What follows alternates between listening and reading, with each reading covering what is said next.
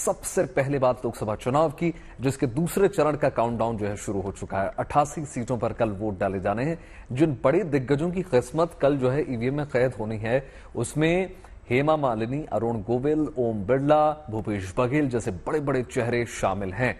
चुनाव के लिए सुरक्षा के चाक चौबंद इंतजाम किए गए हैं, लेकिन इस चरण में सबसे बड़ी चुनौती गर्मी बनी हुई है। पहले चरण में कई सीटों पर मतदान उदासीन नजर आए, लिहाजा इस चरण में वोटिंग का प्रतिशत बढ़े, इसके लिए सरकार के साथ रेस्टोरेंट्स एसोसिएशन और तमाम स्वयंसेवी संगठनों ने बीड़ा उठाया है। और नोएडा में एक अस्पताल ने वोट डालने वालों के लिए फ्री हेल्थ चेकअप का ऑफर भी कर दिया है, जबकि नोएडा के तमाम रेस्टोरेंट्स ने वोटर्स के लिए 20% एक्स्ट्रा छूट देने का ऑफर दे दिया।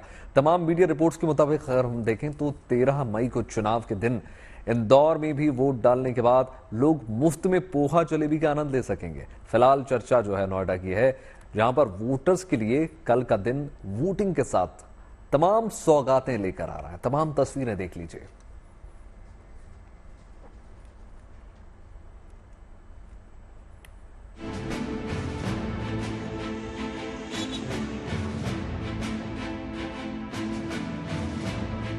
तपती गर्मी के बीच लोकतंत्र के सबसे बड़े उत्सव ने देश का सियासी पारा भी बढ़ा दिया है। पहले फेज का मतदान हो चुका है और अब शुक्रवार को दूसरे फेज की वोटिंग की तैयारी पूरी हो चुकी है। दूसरे फेज में ही गाजियाबाद और गौतम बुद्ध नगर में भी मतदान होना है और यहाँ वोट डालने वाले मतदाताओं पर तोहफों की बरसात हो रही है। नोएडा के फेलिक्स अस्पताल ने मतदान करने वालों का मुफ्त में फुल बॉडी चेकअप करने का ऐलान किया है। हम मौजूद हैं गौतम बुद्ध नगर में। शुक्रवार को यहाँ पर वोटिंग होनी है और यहाँ पर ये एक अस्पताल है जिसने ये अनाउंस किया है कि अगर आप वोट डालकर आते हैं और स्याही लगी अपनी उंगली दिखाते हैं तो उस दिन आपका फुल बॉडी चेकअप फ्री में किया जाएगा। कैसे मतदान का प्रतिशत बढ़ाया जाए, इस पे हम फेलिक्स हॉस्पिटल की तरफ से हम लोग एक फ्री हेल्थ चेकअप का आयोजन कर रहे हैं, जिसमें यह है कि जो भी वोट डालेगा, जो अपनी उंगली पे स्याही दिखाएगा वोट डालने की, मतलब सबूत पे स्याही दिखा रहा है, तो उसको एक free full body checkup free दिया जा रहा है, जिसमें लिवर, किडनी, हार्ट, डायबिटीज, इन सब का टेस्ट होगा। साथ में डॉक्टर कंसल्टेशन होंगी, सारा वाइटल चेकअप होंगे, हार्ट रेट है, रेस्पिरेटरी रेट है, टेम्परेचर है, ब्लड प्रेशर है, ECG है। तो ये सारे टेस्ट बिल्कुल फ्री ऑफ कॉस्ट है। लगभग नहीं कॉस्ट 6,999 है। अस्पताल ही नहीं, गौतम बुद्ध नगर के तमाम रेस्टोरेंट ने भी मतदाताओं को वोटिंग के लिए प्रोत्साहित करने के मकसद से अनोखा कदम उठाया है। नोएडा में नेशनल रेस्टोरेंट अथॉरिटी ने मतदान करने वालों को डेमोक्रेसी डिस्काउंट देने का ऐलान किया है। इस ऑफर के तहत वोटिंग करने वाले मतदाता 26 और 27 अप्रैल को नोएडा के रेस्टोरेंट में 20% का डिस्काउंट ले सकेंगे।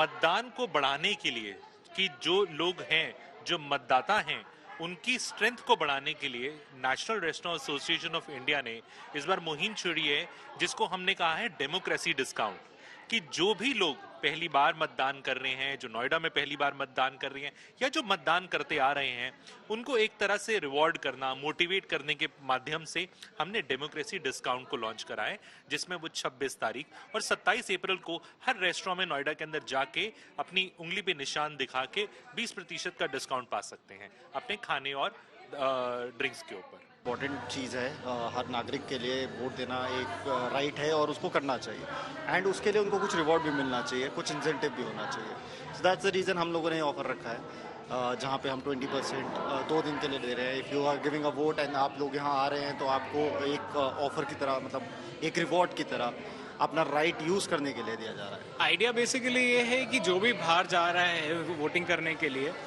वो वोट करने के बाद उसके ऊपर से एक इंसेंटिव भी रहे कि मैं घर से इसीलिए निकल रहा हूँ कि भाई वोटिंग भी करके आ रहा हूँ और थोड़ा सा कुछ अगर बाहर निकलता हूँ तो मेरे पास कुछ ऑप्शंस हो जहाँ पर मैं कुछ खा सकूँ। मैंने नोटिस किया कि और भी बहुत सारे रेस्टोरेंट्स हैं जो इस चीज़ को प्रमोट कर रहे हैं। ये डिस्काउंट ऑफर पाने के लिए मतदाताओं को अपनी स्याही लगी उंगली दिखानी होगी। खास बात यह भी है कि ये डिस्काउंट दूसरे किसी भी ऑफर के साथ लिया जा सकेगा। रेस्टोरेंट अथॉरिटी ज्यादा से ज्यादा रेस्टोरेंट को इस मुहिम से जोड़ने की कोशिश में है। करीबन करीबन 25 से 30 ब्रांड्स हैं, जिनके करीबन 40 से 50 रेस्टोरेंट हैं जो नोएडा और गौतम बुद्ध नगर डिस्ट्रिक्ट के अंदर हैं, जो हमारे साथ आ चुके हैं। हम आशा करते हैं कि कल शाम तक ये जो स्ट्रेंथ है करीबन 70 से 80 से 100 रेस्टोरेंट हम इकट्ठे कर सकें, जिससे मैक्सिमम जगहों पे लोग बाग जाके इस डिस्काउंट को अवेल कर सकें। मतदान के अधिकार का प्रयोग करना देश के हर जिम्मेदार नागरिक का दायित्व है। गौतम बुद्ध नगर में मतदाताओं के लिए ये डिस्काउंट ऑफर उन्हें उनकी जिम्मेदारी पूरी करने के लिए प्रोत्साहित करेगा। गौतम बुद्ध नगर से नीतू झा के साथ Manish Chaurasia, good news today.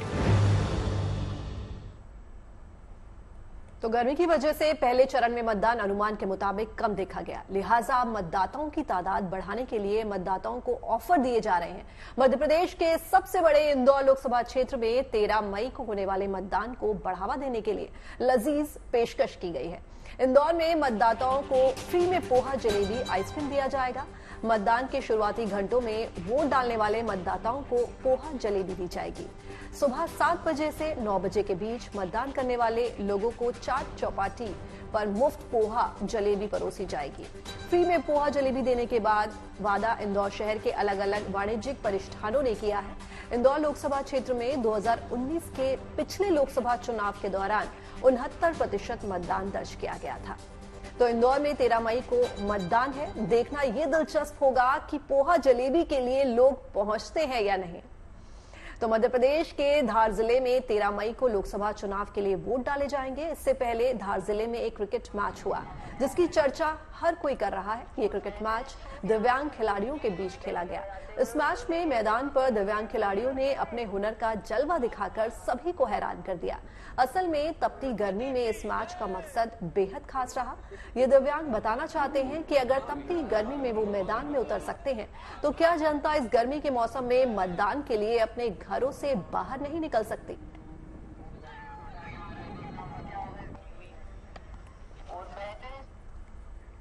तो देखिए, 26 अप्रैल को लोकसभा के दूसरे चरण में 13 राज्यों की 88 सीटों पर मतदान होने जा रहे हैं। हालांकि चुनावी मौसम में मतदान के दिन पारा और भी चढ़ने वाला है। मौसम विभाग ने 6 राज्यों की 58 लोकसभा सीटों पर वोटिंग के दिन हीट वेव की आशंका जता दी है।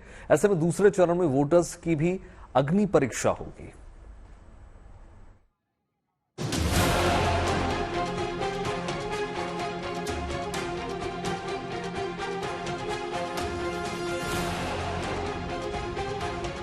देश में एक तरफ जहां भीषण गर्मी की वजह से पारा चढ़ता जा रहा है, तो वहीं दूसरी तरफ लोकसभा चुनाव को लेकर सरगर्मियां बढ़ी हुई हैं। पहले चरण के मतदान के बाद अब शुक्रवार को 13 राज्यों की 89 लोकसभा सीटों पर मतदान होने जा रहा है। लेकिन दूसरे चरण के मतदान में वोटर्स की भी अग्नि परीक्षा होने वाली है, क्योंकि मौसम विभाग ने मतदान वाले 13 में से 6 राज्यों में वोटिंग के दौरान हीट वेव को लेकर अलर्ट जारी किया है। यानी कि हीट वेव की चपेट वाले 6 राज्यों में भीषण गर्मी और लू के बीच मतदाता वोट डालेंगे। मौसम विभाग के मुताबिक दूसरे चरण की 58 लोकसभा सीटों पर मतदान के समय खासकर दोपहर में हीट वेव चलने की आशंका है, जिसमें से उत्तर प्रदेश की 8, बिहार की 5, पश्चिम बंगाल की 3, महाराष्ट्र की 8, कर्नाटका की 14 और केरल की सभी 20 लोकसभा सीटें शामिल हैं। इसके अलावा मध्य प्रदेश की 7, राजस्थान की 13, छत्तीसगढ़ की 3 और असम की 5 सीटों पर भी तापमान गर्म रहेगा। लिहाजा इस भीषण गर्मी में वोटर्स से वोट डालने के साथ साथ सावधानी बरतने की भी अपील की जा रही है। हालांकि कुछ राज्यों में मौसम के बदलाव के भी संकेत हैं। मौसम विभाग के मुताबिक पूर्वोत्तर के कुछ राज्यों और उत्तर पश्चिमी राज्यों के साथ साथ पंजाब, हरियाणा और दिल्ली में छिटपुट बारिश हो सकती है। लिहाजा चुनाव आयोग से हीट वेव और बारिश को लेकर एहतियातन इंतजाम करने की सिफारिश की गई है। Bureau report, good news today. ये सच है कि भीषण गर्मी है। इस भीषण गर्मी के बावजूद नेताओं के धुआंधार चुनाव प्रचार कार्यक्रम चल रहे हैं। ऐसे में बिहार में एनडीए उम्मीदवार और जेडीयू नेता ललन सिंह ने बताया कि वो गर्मी को कैसे मात दे रहे हैं। 10-11 मिनट पर किलोमीटर के रफ्तार से टहलते और पसीना इतना निकालते हैं कि टहलने के बाद टी शर्ट को खोल के पसीना को गारते हैं। सुबह में 2 गिलास सत्तू पीते हैं, दिन में 2 रोटी खाते हैं और रात में 1 रोटी खाते हैं। तो देखिए, कुल मिलाकर गर्मी ने जो है अपना प्रचंड रूप धारण कर लिया है। लोग गर्मी से बेहाल हैं। इस गर्मी के प्रकोप से बचने के लिए उज्जैन के महाकाल मंदिर में खास पूजा पाठ की जा रही है। महाकाल को प्रसन्न करने के लिए यह सदियों पुरानी परंपरा आखिर क्या है, इसको समझते हैं। आइए देखिए।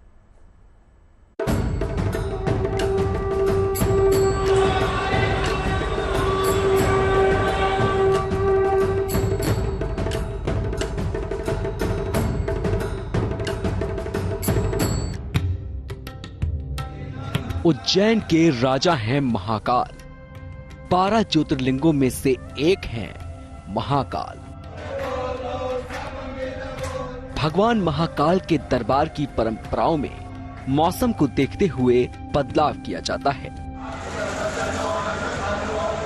भीषण गर्मी से जल्द छुटकारा मिले और अच्छे मॉनसून के लिए उज्जैन के महाकाल मंदिर में विशेष पूजा पाठ के साथ अनुष्ठान किया जा रहा है।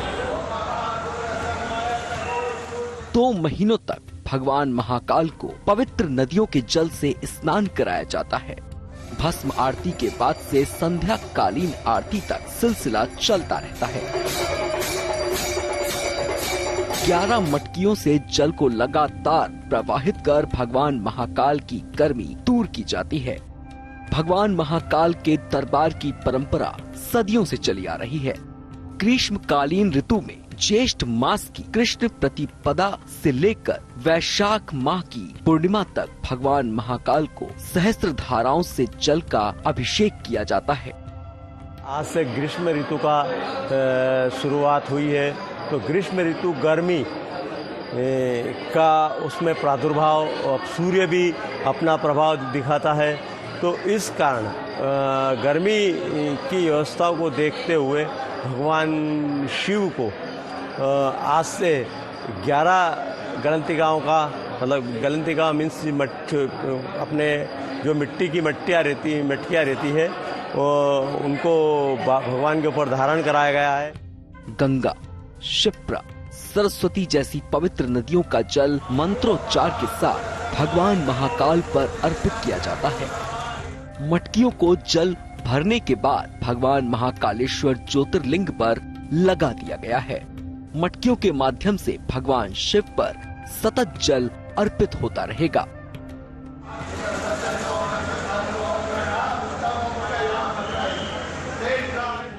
मान्यता है कि पूजा पाठ से महाकाल प्रसन्न होते हैं। ऐसे अनुष्ठानों से न सिर्फ गर्मी का प्रकोप कम होता है, बल्कि बारिश भी अच्छी होती है। 2 महीने तक चलने वाले इस अनुष्ठान से प्रकृति को भी सूर्य के प्रचंड ताप से बचने का आधार मिलता है और इस अनुष्ठान के जरिए भगवान से यही प्रार्थना रहती है कि मौसम जल्द करवट ले और लोगों को गर्मी से निजात मिले। उज्जैन से Sandeep Kulshreshtha, good news today. तो दिल्ली एनसीआर में इस वीकेंड सूरज की तपिश लोगों को ज्यादा परेशान नहीं करेगी। मौसम विभाग का अनुमान है कि शुक्रवार को एक बार फिर से दिल्ली में बारिश हो सकती है। बादलों की आवाजाही और तेज हवाओं की वजह से फिलहाल दिल्ली को गर्मी से राहत मिल रही है।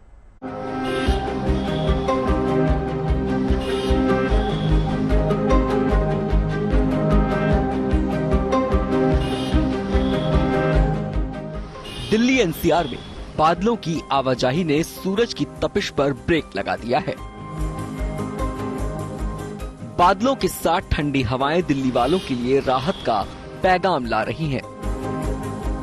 अप्रैल महीने में सूरज अपने तेवर दिखा रहा था, लेकिन मंगलवार को चली तेज हवाओं के साथ मौसम ने करवट ली। कुछ इलाकों में बारिश हुई तो तापमान में भी गिरावट दर्ज की गई। मौसम में बनी नमी की वजह से बुधवार को भी तापमान सामान्य से नीचे ही रहा। अब मौसम विभाग का अनुमान है कि इस बार दिल्ली एनसीआर में वीकेंड भी कूल ही रहने वाला है। मौसम विभाग ने दिल्ली एनसीआर में एक बार फिर बारिश होने की उम्मीद जताई है। बारिश के साथ साथ कुछ इलाकों में तेज हवाएं भी चल सकती हैं। हवा और बारिश की ये जुगलबंदी दिल्ली वालों को प्रदूषण से भी राहत दिलवाएगी। मौसम विभाग के मुताबिक 26 अप्रैल से एक और वेस्टर्न डिस्टर्बेंस हिमालय क्षेत्र में दस्तक देगा। इसका असर मैदानी इलाकों पर भी देखने को मिलेगा। आज भी दिल्ली में हवाओं की रफ्तार तेज रहेगी और शुक्रवार को कुछ इलाकों में बूंदाबांदी होने के आसार हैं। मौसम में ये बदलाव आने वाले दिनों में भी जारी रहेगा, यानी अप्रैल के अंत तक दिल्ली वालों को गर्मी ज्यादा नहीं सताएगी। Bureau report, good news today. और अब बात बिग बी की, जिन्हें कल लता दीनानाथ मंगेशकर अवार्ड से सम्मानित किया गया। इस मौके पर अमिताभ बच्चन लता दीदी को याद करके कई बार भावुक हुए। इस खास मौके पर रणदीप हुडा, AR रहमान समेत कुल 11 हस्तियों को भी सम्मानित किया गया। देखिए सितारों से सजी इस महफिल की कुछ खास तस्वीरें।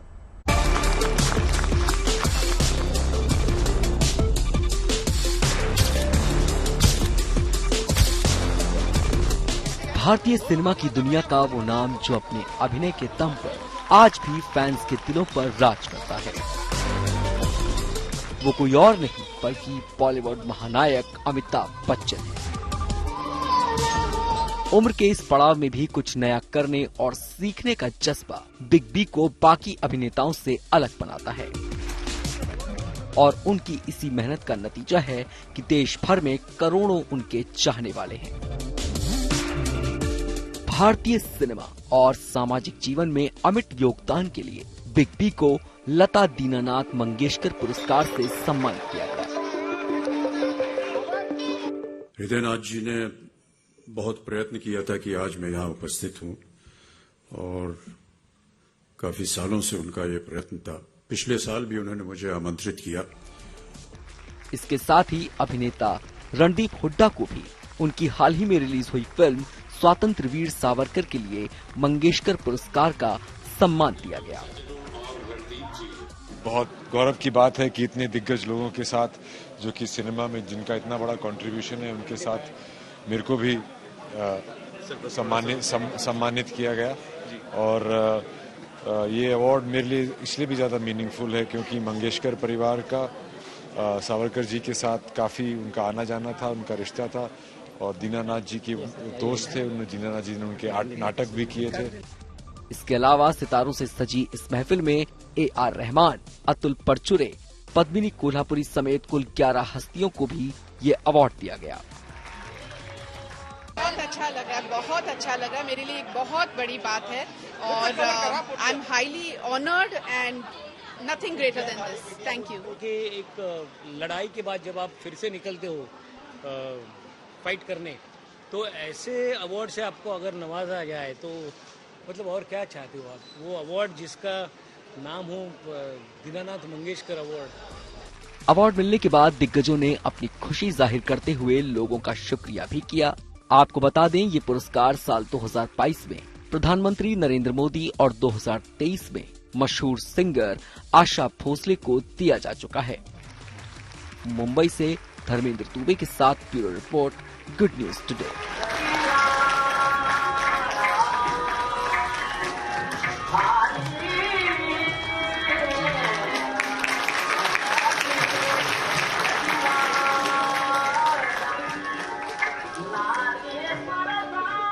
तो इस अवार्ड समारोह के दौरान अमिताभ बच्चन ने कई पुराने किस्से भी शेयर किए। उन्होंने बताया कि कैसे लता मंगेशकर की पहल पर उन्होंने विदेशों में स्टेज शो करने की शुरुआत की थी।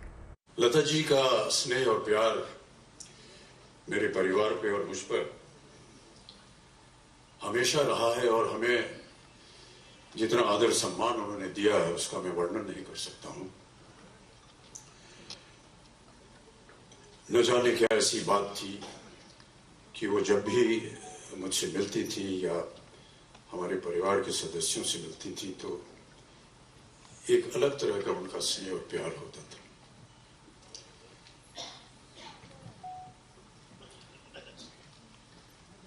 आपने देखा होगा कि पिछले वर्षों में हमारे जितने फिल्म जगत के कलाकार हैं वो विदेश जाते हैं मंच पर कार्यक्रम करने। उनका गीत होता है, गायन होता है, नृत्य होता है। शायद लोगों को पता नहीं कि इस तरह के कार्यक्रम मैं भी किया करता था और एक तरह से माना जाए तो इसकी शुरुआत जो है वो मुझे लता जी की देन मिली थी कि इसकी शुरुआत की जाए। ये शायद बहुत से लोगों को पता नहीं, 1981 की बात है। मैं न्यूयॉर्क में था और हमारे एक मित्र आए, कहा कि लता जी न्यूयॉर्क में हैं और वो आपसे मिलना चाहती हैं। तो मैं लता जी से मिलने गया। उन्होंने कहा, अमिताभ जी, मेरा यहाँ मंच पर एक कार्यक्रम है मेडिसन स्क्वायर गार्डन, जो कि बहुत ही विख्यात अमेरिका का एक स्टेडियम है। वहाँ पर एक हॉल है, फिल्ड फोरम, यहाँ पर उनका कार्यक्रम होना था। उन्होंने कहा, यहाँ मैं चाहती हूँ कि आप 2 मिनट आकर के मेरी एक प्रस्तुति कर दें। लता जी का प्रस्तुति करना, ये मेरे लिए समझ में नहीं आया है कैसे कह रही हैं, लेकिन क्योंकि वो लता मंगेशकर हैं इसलिए मैंने उनकी बात मान ली और मैंने कहा, ठीक है लता जी, मैं आ जाऊंगा। जाने लगा तो फिर उन्होंने कहा, अमिताभ जी सुनिए, हमने सुना है कि अभी आपने अपनी एक फिल्म में गाना गाया है। अरे मैंने कहा, नहीं लता जी, वो देखिए, वो हल्का फुल्का, वो शादी ब्याह में नोक शोक होती रहती है, उस तरह का एक गाना था। हमारे निर्देशक ने हमको होली के दिन सुना और उन्होंने कहा कि इसको फिल्म में डालना है, तो वो उन्होंने डाल दिया। फिल्म का नाम था लावारिस, गाना था मेरे अंगने में। अब हमारी हालत बहुत खराब हो गई क्योंकि हमने पहले कभी ऐसा किया नहीं था। लता जी ने आग्रह किया तो हम गए और बड़ी कठिनाई से हमने किसी तरह वो गाना वहां गा दिया। जनता में कुछ लोग जो थे वो ताली वाली बजा दिए, कुछ लोग खड़े होकर के नाचने लगे। जो हमारे मित्र थे उन्होंने ये देखा, उन्होंने कहा, भाई साहब, अब हर साल आपका कार्यक्रम होगा अलग अलग देशों विदेशों में, और इस तरह ये कार्यक्रम शुरू हुआ। ये 80 के दशक की बात है, तो इसका श्रेय जो है ये लता जी को जाता है। तत्पश्चात लता जी के साथ मंच पर उपस्थित होने का सौभाग्य मुझे कई बार मिला और कई बार उनके साथ एक परफॉर्मेंस भी था, वो भी किया। लता जी के बारे में कई बार हम लोग सोचते हैं क्या है, और एक बार मैंने अपने पूज्य बाबूजी से पूछा कि लता मंगेशकर के बारे में आप कुछ बताइए। उन्होंने केवल एक शब्द कहा, शहद की धार। मिठास उनके गायन में शहद की था, और क्योंकि शहद की जो लय है वो कभी टूटती नहीं, इसलिए उनका स्वर जो है वो कभी टूटता नहीं। तो इसरो नासा के संयुक्त मिशन निसार पर दुनिया की नजरें हैं। निसार क्लाइमेट चेंज को लेकर जानकारी इकट्ठा करेगा, इससे आपदाओं की सूचना पहले मिल सकेगी। निसार एक रडार मशीन है जो धरती की सतह की निगरानी करेगा, ताकि ये पता चल सके कि आखिर धरती की सतह में किस तरह के बदलाव हो रहे हैं। पहली बार भारत और अमेरिका इतने बड़े मिशन के लिए एक साथ काम कर रहे हैं।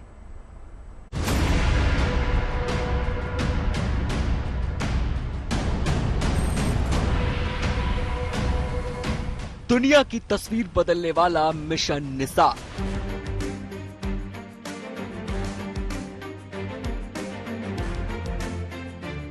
इसरो और नासा साथ मिलकर पृथ्वी पर नजर रखने वाला एक रडार मिशन लॉन्च करने की तैयारी में है। इस मिशन को नाम दिया गया है निसार। ये रडार मिशन क्लाइमेट चेंज के लिए बेहद अहम साबित हो सकता है। नासा इसरो ने निसार पर काम लगभग पूरा कर लिया है। अब ये मिशन परीक्षण के दौर पर है। निसार धरती पर आने वाली हर आपदा का पहले ही संकेत दे देगा। निसार सैटेलाइट को पृथ्वी की कक्षा में लॉन्च किया जाएगा, जो हर 12 दिन में पूरी धरती और ग्लेशियर का विश्लेषण करेगा। ऐसा पहली बार होगा जब भारत और अमेरिका औपचारिक रूप से एक दूसरे के साथ इतने बड़े मिशन पर काम कर रहे हैं। दरअसल भारत और अमेरिका की स्पेस एजेंसियां ये समझना चाहती हैं कि पूरी दुनिया में पर्यावरण कैसे बदल रहा है। निसार दुनिया भर के मौसम की भविष्यवाणी करेगा। दुनिया के किसी भी हिस्से में आने वाली आपदा के बारे में ये पहले ही सूचना दे देगा। इस सैटेलाइट का वजन 2800 किलोग्राम है। इसमें 39 फुट का फिक्स्ड एंटीना रिफ्लेक्टर है। ये एंटीना मौसम में छोटे से छोटे बदलाव को पकड़ने में सक्षम है।